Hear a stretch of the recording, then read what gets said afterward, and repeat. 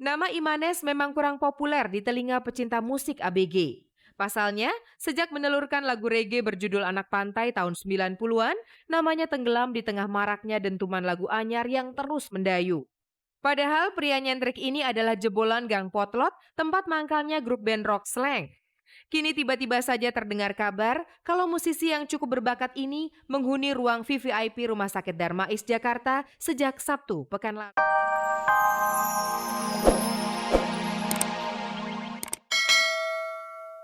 Rencana merayakan ulang tahun Nun Jauh di Aceh memang sempat menimbulkan tanda tanya.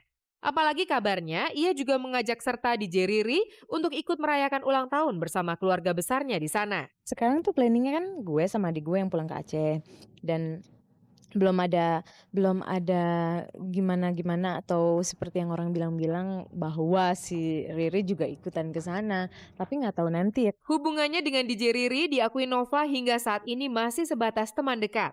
Meski mengaku sudah mengenal keluarga DJ Riri cukup baik, ia dan DJ Riri belum memutuskan untuk serius menjalin hubungan asmara, apalagi sampai memutuskan untuk bertunangan. Kita masih batasnya itu teman deket gitu. Untuk yang lebih jauh kita belum tahu gitu loh. Kehidupan rumah tangga pasangan Wanda Hamidah dan Cyril Hakim akhir-akhir ini berjalan tidak normal. Anehnya ketidaknormalan hubungan suami istri ini sangat dinikmati sekali oleh mereka berdua. Jangan berprasangka buruk dulu. Yang dimaksud tidak normal, mereka bukan sedang dalam masalah. Melainkan mereka sedang sibuk mengejar sebuah cita-cita sehingga keduanya harus rela terpisah untuk jangka waktu yang cukup lama. Nggak apa-apa lah demi bangsa dan negara, Ji. Kan nggak lama ya, paling setelah pemilihan presiden selesai, balik lagi. Nggak lama-lama nggak apa-apa aja. Kan lucu juga jauh-jauhan ada kangen-kangennya dikit. Jadi kita menganggap ini sebuah perjuangan. Jadi pengorbanan kita insya Allah nggak sia-sia. Demi sebuah pengorbanan, ibu satu orang putri ini juga rela meninggalkan satu semester kuliah S2-nya yang sedang berjalan. Lagi-lagi ia tidak menyesal, apalagi takut kalau kelulusannya meraih gelar doktor terhambat. 1 semester 6 bulan sih, kalau dibandingin dengan pemilihan presiden yang 5 tahun sekali, rasanya nggak berat. Ya kalau saya nggak cuti kuliah, saya nggak bisa kampanye 5 tahun mendatang lagi. Mungkin 5 tahun mendatang lagi Pak Amin udah tidak mencalonkan diri sebagai presiden gitu. Semester yang lalu sih alhamdulillah bagus, nilai saya lulus semua. Mudah-mudahan saya bisa mengejar ketinggalan di semester kedua ini. Jadi nggak takut ada rasa ketinggalan sih. Wanda memang cukup konsisten dalam memilih, termasuk saat ia memilih Chico sebagai suaminya. Aktivitasnya sebagai pengurus organisasi sebuah partai merupakan daya pesona sendiri bagi Wanda. Tak heran kalau pisahnya mereka tidak menimbulkan cemburu. Justru yang diresahkan oleh dirinya adalah soal kebutuhan logistik dan keperluan pribadi suaminya. Iya sih kasihan gitu. Ya kasihan jauh makanannya sendirian lagi ya. Kadang-kadang kasihan cuma kalau ingat aduh mau nyusul juga kasihan anak nggak mungkin dibawa ke sana gitu lagi sekolah kan. Jadi ya kita ini aja sabar aja. Nama Imanes memang kurang populer di telinga pecinta musik ABG. Pasalnya, sejak menelurkan lagu reggae berjudul Anak Pantai tahun 90-an, namanya tenggelam di tengah maraknya dentuman lagu anyar yang terus mendayu. Padahal pria nyentrik ini adalah jebolan Gang Potlot, tempat mangkalnya grup band rock Slank. Kini tiba-tiba saja terdengar kabar kalau musisi yang cukup berbakat ini menghuni ruang VVIP Rumah Sakit Darmais Jakarta sejak Sabtu pekan lalu. Yang paling tersentak dengan masuknya Imanes di rumah sakit adalah Syahrani, yang telah mengenal Imanes luar dalam. Beberapa waktu lalu, Imanes sempat mendatangi rumah Rani untuk memberikan bait-bait lagu ciptaannya pada penyanyi bersuara seksi ini. Terakhir itu Iman sempat ngirim lagu ke rumah gitu kan, aku kan mau bikin album gitu kan, sempat dengerin gitu terus ada yang nganterin gitu kan, ini dari Mas Iman gitu katanya dia cocok gitu buat kamu beatnya gini-gini. Terus aku kalau misalnya gitu datang ke tempatnya orangnya sakit gitu rasanya kayak ya gimana ya gitu. Meski berharap rekan mereka dapat kumpul bersama, toh mereka tidak bisa meninggalkan kenangan manis bersama Imanes. Doain ya. Semoga Iman lekas sembuh. Cuman itu doang, kita cuma bisa minta sama yang di atas untuk hubungan Iman. Ya, kita ngerasa kurang lengkap kalau nggak ada dia gitu. Adek waktu mau menikah sama Iman itu kan cepet banget. cuman berapa sih, 2 bulan apa 3 bulan gitu loh pacarannya, dan itu pacarannya tuh jadi ketemunya waktu aku rekaman di studionya Didit. Jadi Iman tuh nongkrong situ juga karena itu studio dia, keluarganya dia gitu kan. Dia ini kok nggak pernah masuk ke studio dalam sih gitu kan, hari berikut kok nggak ada gitu, terus gue liatin gitu, nongkrong gitu. Jadian nih kayaknya.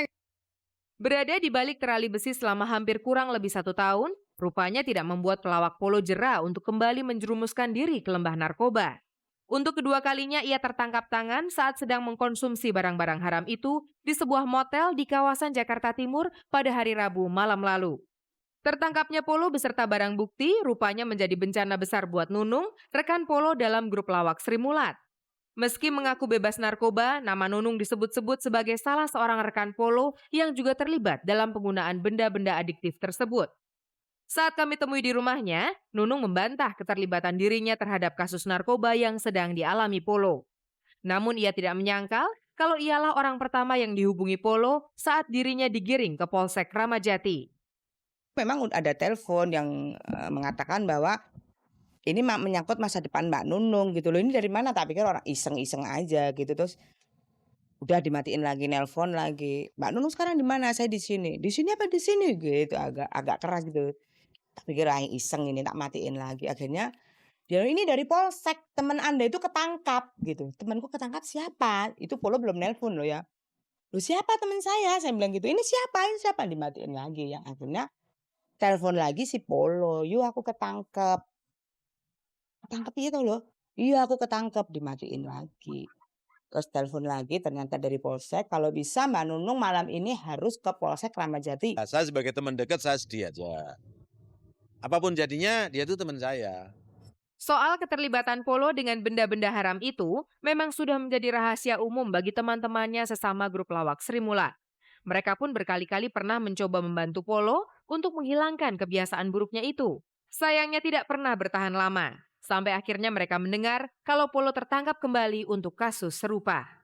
Iya toh lo, kowe cuman gitu, cuman segini-gini aja. Mas Tarsan satu kata pun nggak terucap, cuman dilihat sama Mas Tarsan nyender kepalanya di kursi.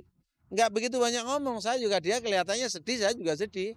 Jadi kenapa sih Polo? Aduh nggak tahu. Lah tahu kamu jadi tersangka apa saksi? Ya masih belum, ini masih ditanya-tanya untuk situ. Nama aslinya Sri Wahyuningsih. Jika kemudian lebih dikenal dengan panggilan Cici Tegal, tidak lain karena ia sering berbicara dengan menggunakan dialek ala masyarakat Tegal saat beraksi di panggung. Jangan ditanya teman saya ini yang baik-baik. Ini loh, matanya kerajip-kerajip, ya, kerajip-kerajip matanya. Kerajip-kerajip itu ngomong apa kelar? Sebenarnya banyak orang yang tidak menyangka bila Cici ternyata mampu tampil lucu. Soalnya dari kecil hingga dewasa, Sri alias Cici lebih dikenal sebagai sosok pendiam dan kurang gaul. Aku tuh anak tunggal cuma satu dan dari keturunan Jawa yang sok-sokan keraton gitu. Jadi ya nggak boleh ini, nggak boleh itu. Jadi maghrib harus di rumah. Kalau makan nggak boleh ngecap, nggak boleh bunyi yang gitu. Jadi mungkin tertutup. Disiplin dan perhatian berlebih dari orang tua, lama-kelamaan menjelma jadi penjara yang mengekang kebebasan Cici untuk mengekspresikan diri. Peraturan yang ketat dan kegiatan belajar serta berbagai kursus yang dijejalkan orang tuanya membuat Cici tumbuh jadi pribadi penyendiri. Akibat terkungkung itu, sedangkan jiwa itu bergejolak gitu ya. Apalagi sebetulnya nggak sinkron. Aku dikungkung, tapi sebetulnya otak aku diisi terus dengan buku-buku bacaan, dengan alat-alat musik gitu ya. Nah jadi di sini tuh penuh banyak ide, banyak kreativitas. Lewat berbagai kegiatan kesenian yang diikutinya, Cici yang merasa terkekang sedikit banyak bisa bersosialisasi dan mengekspresikan dirinya di jalan yang benar. Dan aku dari kecil dengan kegiatan yang kayak begitu ternyata aku dibayar loh. Dulu aku beli sepeda mini itu uang sendiri. Jadi awalnya hobi, tapi terus lama-lama mereka ngasih uang. Lama-lama aku juga punya rekaman, aku nyanyi juga zaman dulu kecil di radio gitu. Dengan lagunya My Bonnie, cuma satu gitu yang hafal. Dibawa kemana-mana, cuma karena memang dulu penyanyi cilik jarang, jadi duit aku banyak. Hanya sayangnya bakat seni Cici tidak berkembang karena ia sibuk menuntut ilmu dan kerja kantoran. Sambil kuliah di jurusan Sastra Inggris dan Sastra Jepang Universitas Indonesia, Cici bekerja di PT Angkasa Pura yang mengelola bandara. Setelah itu ia pindah ke sebuah perusahaan penerbangan dan juga kedutaan besar Amerika di Jakarta. Akibat aktivitasnya yang padat, Cici pun akhirnya gagal menyelesaikan kuliahnya. Udah gitu pada saat itu ya aku sedih lagi, aku punya pacar. Pacar itu tidak mendorong aku sekolah sama sekali. Bolak-balik dia ngomel gak kebagian waktu. Kapan pacarannya nih? Toh kalau kita kawin anaknya gimana?